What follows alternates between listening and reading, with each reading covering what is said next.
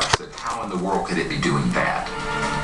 For example, it's moving through the sky and it's going 20,000 miles per hour and makes a right-hand turn without decelerating. That isn't possible using normal aerodynamics.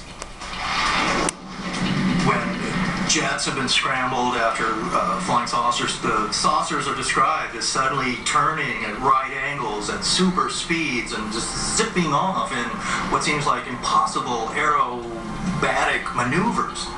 And this can be explained as the kind of technology they're using, which is gravity control. It's artificial gravity.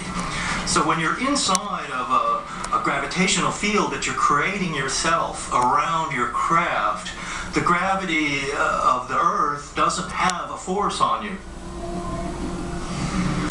Although aircraft propulsion by means of gravity manipulation is beyond the limits of current technology, many scientists claim it is theoretically possible. In California, inventor Dr. Paul Moller explores the possibilities with a recreational flying vehicle called the New Era.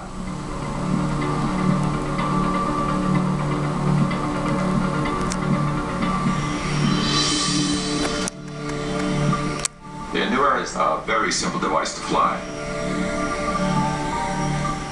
It has 8 lifting ducted fans, as we call them, each one driven by its own engine. Well, one of the big advantages of this kind of round shape is that you end up with the strength in the skin of the vehicle itself, much like the shell of a beetle.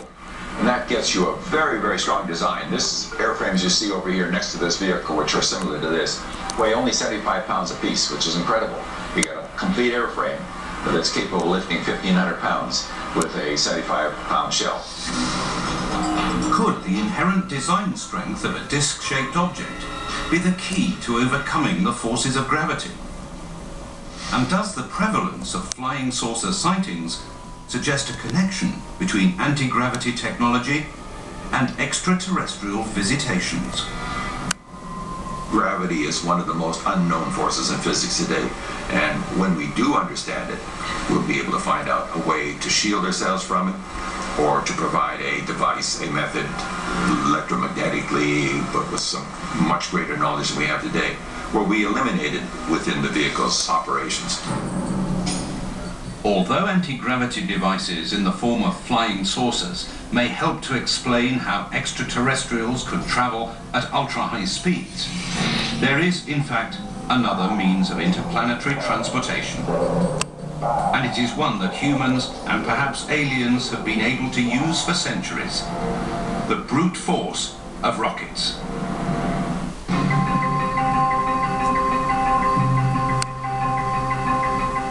Merritt Island, Florida, the Kennedy Space Center.